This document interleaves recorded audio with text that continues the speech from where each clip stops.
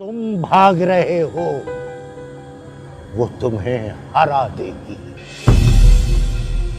आज के बाद अगर तुम्हारी आंख से आंसू टपके।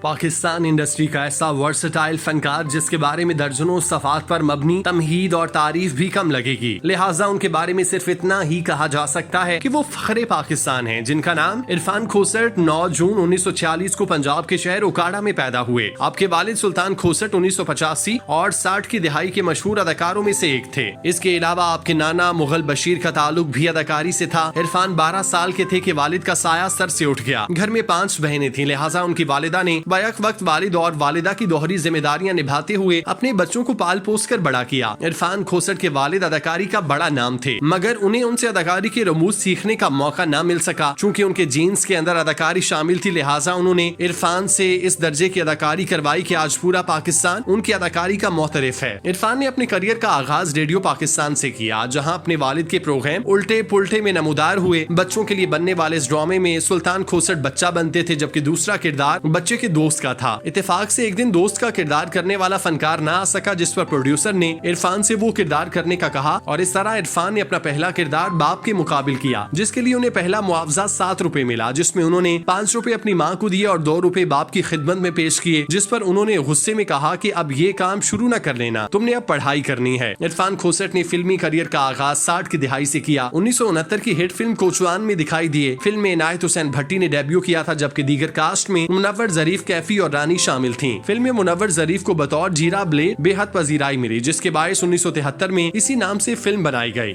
मुझ पर नहीं तो खुदा के लिए इस मुल्क पर रहम करो, यहाँ से दूर चली जाओ।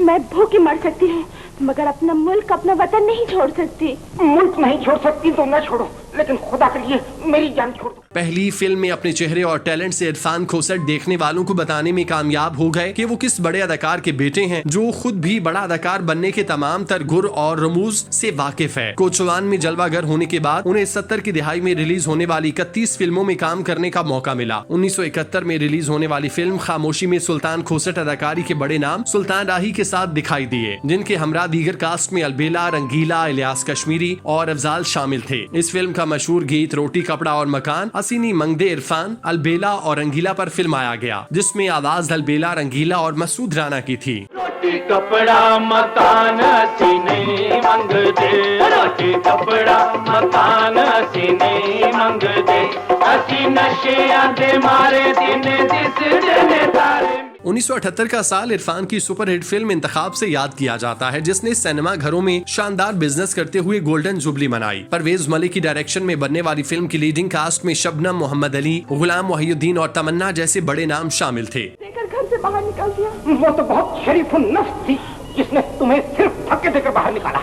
अगर मेरी बीवी होती तो तुम्हारी नाक और चुटिया दोनों काट कर हथेली पर रख देती। Now will you please get out. Irfan खोसट फिल्मों में बतौर स्पोर्टिंग अदाकार जलवागर हो रहे थे और तवातर के साथ प्रोजेक्ट्स की तकमील करवा रहे थे, मगर उन्हें ऐसा किरदार नसीब नहीं हुआ जो उन्हें पहचान अता कर सके। 1984 में इरफान खोसट को पीटीवी के मारूफ व मकबूल ड्रामा अंधेरा उजाला में जलवागर होने का मौका मिला, जिसमें उन्होंने हवालदार करमदाद का किरदार ऐसा निभाया जिसने उन्हें अमर कर दिया और उन्हें इरफान खोसट की बजाय हवालदार करमदाद की पहचान से नवाजा। इस ड्रामे के मेन थीम में दिखाया गया कि किस तरह एक मकामी इलाके में कायम पुलिस स्टेशन इलाके में होने वाले जराइम को मजाहिया अंदाज से डील करता दिखाई देता है। ये ड्रामा पीटीवी क्लासिक का हिस्सा बना, जिसकी कास्ट में कवी खान, राहत काजमी, जमील फखरी शामिल थे। कम से कम को 95-100 मरतबा झाड़े खाइए, तब जाकर मेरा इतना जुमला ये बुरा मेहरबानी फरमा कर करने वाला ये जो है ये सही हुआ था।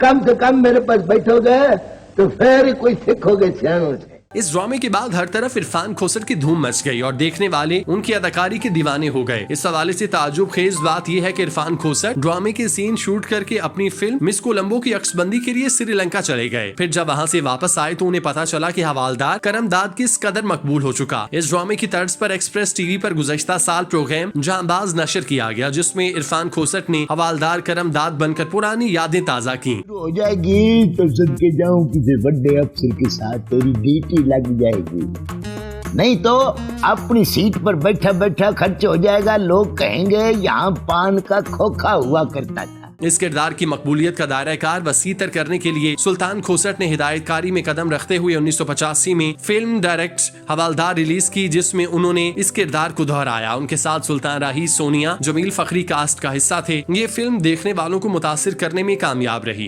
कि ये मेरा बेड टी का टाइम है। और शाकिर साईं, तुझको तो अल्लाह ने कूट कूट कर अकल दी है।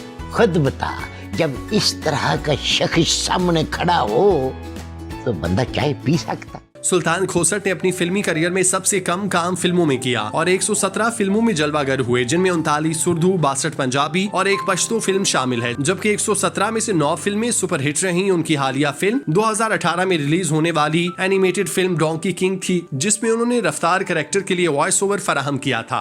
गड्डी कौन सी थी, नंबर और कलर बताओ। Black Honda civic BTI with supercharge V6 3 litre engine जो देता है 333 हॉर्स पावर। और वो तेरा जो अपना चलान होना चाहिए 120 की स्पीड पर, तो तू खुद गुफ्तगू। इरफान खोसट ने ड्रामा और फिल्म के साथ साथ थिएटर में भी अपने फन का मुजाहिरा किया और वहाँ भी अपने फन की ऐसी धाक बिठाई कि देखने वाले दम बखुद रह गए। इरफान खोसट को अमानुल्लाह मस्ताना, बब्बू बराल और अनवर अली जैसे हदसाज अदाकारों के साथ थिएटर शेयर करने का मौका मिला, जिसको उन्होंने खूब इस्तेमाल करते हुए शानदार परफॉर्मेंसेज दी। आज भी इरफान खोसट के ड्रामे देखने वाले उनकी स्टेज पर कमी को शिद्दत से महसूस करते हैं। इरफान खोसट की जानिब से परफॉर्म किए गए ड्रामों को गिनती में लाना मुमकिन नहीं, ताहम इस हवाले से ये कहा जाता है कि वो हजारों की तादाद में हैं। बहुत सारे लोगों को लगता है कि इरफान की जात खोसट है, तब वो लास्ट नेम के तौर पर इस्तेमाल करते हैं, जबकि हकीकत ये है कि लफ्ज खोसट उस बूढ़े को कहते हैं जो बहुत ज्यादा गुस्सा करता हो, हर वक्त उकताया रहता हो। ये लफ्ज इरफान के वालिद के साथ कुछ इस तरह लगा कि उन्होंने 16 साल की उम्र में स्टेज पर बूढ़े का किरदार किया, जिसकी वजह से उनका नाम सुल्तान अहमद से सुल्तान खोसट बन गया। इसके बाद जब इरफान ने पहला स्टेज प्ले लड़की शर्मीली सी में बूढ़े का किरदार किया, हैरत अंगेज तौर पर उनके बेटे सरमद ने भी जब संजीदा अदाकारी का आगाज किया तो वो भी बूढ़े के रूप में जलवागर हुए। अपनी जिंदगी के 50 साल पाकिस्तान की इंडस्ट्री को देने वाले सेहतसाज अदाकार की जाती जिंदगी पर रोशनी डालें तो मालूम होता है इरफान खोसट ने 3 शादियां की और अल्लाह ने उन्हें 3 कम दर्जन बच्चों से नवाजा, जिनमें 5 बेटियां और 4 बेटे शामिल हैं, जिनमें मारूफ डायरेक्टर और एक्टर सरमद खोसट अपने वालिद की तरह इंडस्ट्री का नामवर चेहरा है। 5 दिहाइयों से ज्यादा अरसा गुजर जाने के बावजूद आज भी इरफान खोसट के अंदर आजिज़ी और झुकाव नजर आता है, जो कहीं से भी ये महसूस नहीं होने देता कि ये शख्स पाकिस्तान की मकबूल तरीन शख्सियात में से एक है। इरफान एक फैमिली मैन है जो अपने खानदान के साथ खुशबाश दिखाई देते हैं। वो अपने बारे में सच बोलने और सच सुनने के आदी हैं। उनके अंदर किसी भी किस्म का कोई तसना या कोई बनावट दिखाई नहीं देती। शायद यही वो कुलिया है जिसकी वजह से अल्लाह का खास करम है। आज इरफान खोसट पाकिस्तान के मतमूल अदाकारों में से एक हैं जो एक वसी कुंबे की कफालत का फरीजा सर अंजाम दे रहे हैं। आज लाखों करोड़ों का मालिक अपने करियर के इब्तदाई दिनों में इस कदर मुश्किलात का शिकार था कि पूरा दिन टीवी पर लगाने के बावजूद भी पैसे बचाने की खातिर भूखा रहता और अगर कोई खाना खिला दे तो खा लेता। भूखा रहने की वजह से इरफान की अंतड़ियों में जख्म बन गए थे, मगर उन्होंने अपनी मंजिल को नहीं छोड़ा और साबित कदम रहे और आज एक कामयाब अदाकार की हैसियत से जिंदगी की बहारें देख रहे हैं। हमारी दुआ है कि इरफान खोसट ऐसे ही हंसते बसते रहें।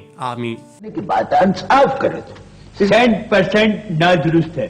तुम्हें तो खैर उन्होंने अंदर बुलाना ही नहीं था, मगर मुझ जैसा सीनियर मोस्ट बंदा उन्होंने अपनी आंखों से ओला कर दिया है। ये कितनी परेशान कुन बात।